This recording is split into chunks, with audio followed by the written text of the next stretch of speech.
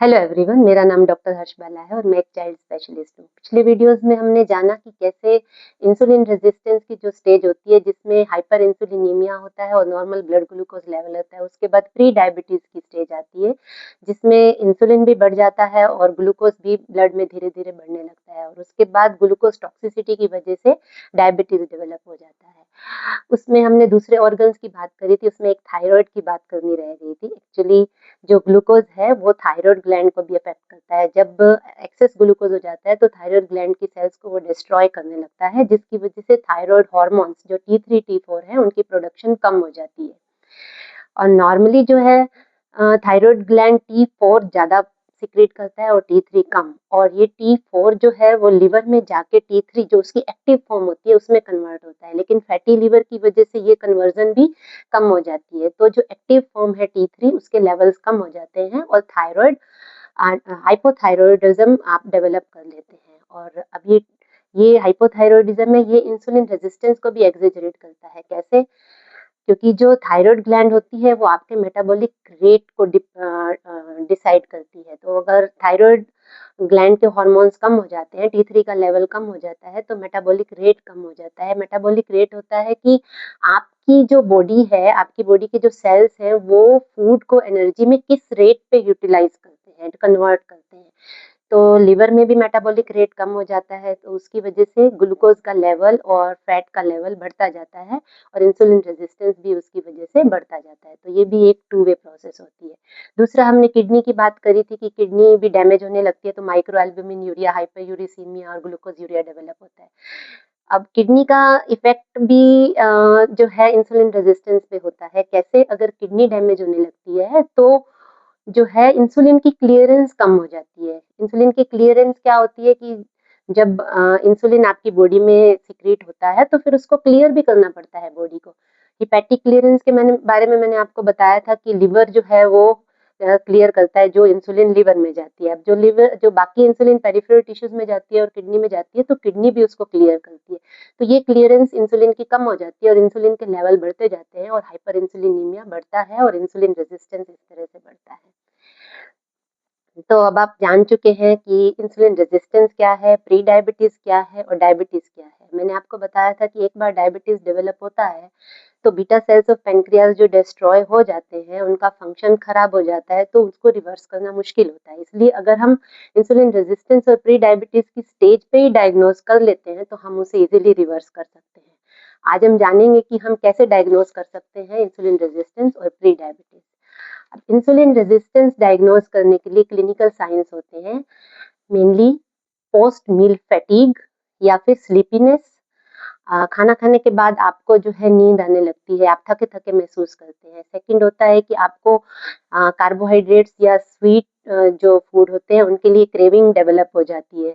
तीसरा होता है कि आप वेट गेन करने लगते हैं। सबसे मेन और पहला होता है कि आप वेट गेन करने लगते हैं, वो भी स्पेशली मिड सेक्शन में। और वो जो मिड सेक्शन का वेट गेन है उसको रिवर्स करना, उसको लूज करना भी आपके लिए मुश्किल होता जाता है। चौथा होता है कि आप हाइपर पिगमेंटेशन डेवलप करने लगते हैं, मोस्टली आर्मपिट्स में या नेक के पीछे या साइड में, यहाँ पे, जिसको हम एक्यांथोसिस निग्रिकेंस बोलते हैं। ये इवन बच्चों में भी जिनको इंसुलिन रेजिस्टेंस होता है तो ये फर्स्ट मार्कर होता है कि हमारी ओपीडी में बच्चे आते हैं और अगर उनको हाइपर पिगमेंटेशन होती है तो हम इंसुलिन रेजिस्टेंस उनको सस्पेक्ट करते हैं। छोटे छोटे स्किन टैग्स डेवलप होने लगते हैं, इरेगुलर पीरियड्स होने लगते हैं और कईयों में तो ब्लड प्रेशर बढ़ता है, वो भी एक फर्स्ट साइन होता है इंसुलिन रेजिस्टेंस का। और अगर आप लैब रिपोर्ट्स में जाते हैं तो आपका जो है ट्राइग्लिसराइड बढ़ा हुआ आता है, एचडीएल कम होता है। तो हम उसको डायग्नोज करने के लिए ट्राइग्लिसराइड और एचडीएल की रेशो देखते हैं। अगर वो 2 से ज़्यादा होती है तो मीन्स आप इंसुलिन रेजिस्टेंस की तरफ जा रहे हैं। More than 2 is early insulin resistance. 2 to 3.5 is moderate and more than 3.5 is severe insulin resistance. उसके बाद हम देखते हैं fasting blood glucose. Fasting blood glucose mostly इसमें लेस देन 100 मिलीग्राम पर डेसीलीटर होती है, लेकिन अगर आप फास्टिंग इंसुलिन देखते हैं तो वो आपको बढ़ी हुई मिलती है। Normally less than 6 micro unit पर एमएल होती है, लेकिन अगर ये मोर देन 6 है तो आप इसका मतलब इंसुलिन रेजिस्टेंस या हाइपर इंसुलिनीमिया की तरफ जा रहे हैं। अगर HbA1c आप देखते हैं तो मोस्टली इस टाइम पे लेस देन 5.7 होता है। HbA1c क्या है? HbA1c होता है कि आपका जो लास्ट 3 मंथ्स का है वो एवरेज ब्लड ग्लूकोज, मोस्टली वो डॉक्टर्स करवाते हैं। लेकिन सबसे सेंसिटिव जो मार्कर है इंसुलिन रेजिस्टेंस का है वो है होमा IR। होमा IR क्या है? अगर आप फास्टिंग ग्लूकोज को फास्टिंग इंसुलिन से मल्टीप्लाई करते हैं, मिलीग्राम पर डेसीलीटर में दोनों यूनिट को लेना है और उसको 405 से डिवाइड करते हैं तो जो वैल्यू आती है वो होमा IR है। ये बहुत सेंसिटिव इंडिकेटर है। अगर ये मोर देन 2 है तो आप इंसुलिन रेजिस्टेंस की तरफ जा रहे हैं। 2 to 3.9 आपको माना जाता है कि आप मॉडरेट इंसुलिन रेजिस्टेंस में है, लेकिन 3.9 या 4 से ज्यादा होता है तो आप सीवियर इंसुलिन रेजिस्टेंस में है। होमा IR की क्या इंपॉर्टेंस है? होमा IR से हमें पता चलता है कि इंसुलिन ग्लूकोज को कैसे टैकल कर रहा है। अगर इंसुलिन ज्यादा है और ग्लूकोज भी ज्यादा है और होमा IR बढ़ रहा है तो इसका मतलब इंसुलिन इफेक्टिवली ग्लूकोज को यूज नहीं कर पा रहा है। यही होता है ना इंसुलिन रेजिस्टेंस में, हाइपर इंसुलिनीमिया होता है लेकिन इंसुलिन को सेल्स रिस्पॉन्ड नहीं करते हैं और ग्लूकोज को वो यूज नहीं कर पाते हैं। तो ऐसे हम डायग्नोज कर सकते हैं कि आपको इंसुलिन रेजिस्टेंस है। अब प्री डायबिटीज में क्या होता है? प्री डायबिटीज में क्लिनिकली क्या होता है? इंसुलिन रेजिस्टेंस के सारे साइंस तो होते ही हैं, उसके बाद आपको प्यास ज्यादा लगने लगती है, इंक्रीज थर्स्ट हो जाती है, भूख ज्यादा लगने लग जाती है, हंगर इंक्रीज हंगर हो जाती है, फिर आपको फ्रीक्वेंसी ऑफ यूरिन जो है वो बढ़ जाता है, बार बार पेशाब लगता है और इसमें एक्सट्रीम फटीग होती है और आपके जो छोटे मोटे वुंड्स होते हैं वो जल्दी से हील नहीं होते हैं, आपको बार बार इन्फेक्शन होने लगते हैं, ब्लड विजन होने लगता है। तो ये सारे साइंस इंडिकेट करते हैं कि आप प्री डायबिटीज की तरफ जा रहे हैं।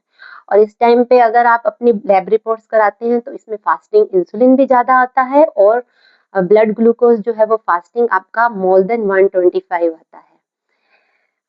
इंसुलिन रेजिस्टेंस में क्या था? फास्टिंग ग्लूकोज नॉर्मल था, लेकिन इस टाइम पे फास्टिंग ग्लूकोज भी बढ़ जाता है और अगर आप HbA1c कराते हैं आपका तो वो भी आपका बढ़ा हुआ आता है बिटवीन 5.7 to 6.4। लेकिन अभी आप डायबिटीज लेवल नहीं होते हैं, लेकिन आप प्री डायबिटिक हो चुके होते हैं। होमा IR की लेवल भी धीरे धीरे बढ़ता जाता है।